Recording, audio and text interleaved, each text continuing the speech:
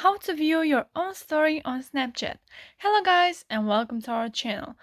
So right here, as you can see, I am on my Snapchat app. So I will just go back to the camera and record something so I can set this to my story. So let's do that really quickly.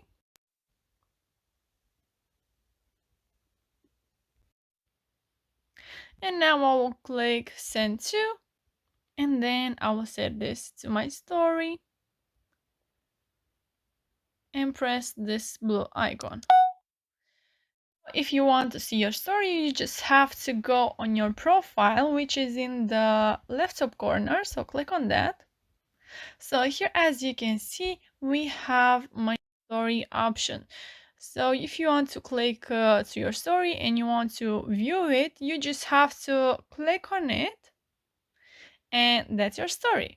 So yeah guys, I hope you liked this video and I hope it was helpful for you. If it was, you can smash that like button and you can also subscribe to our channel. Thanks so much for watching. Have a great day. Bye bye.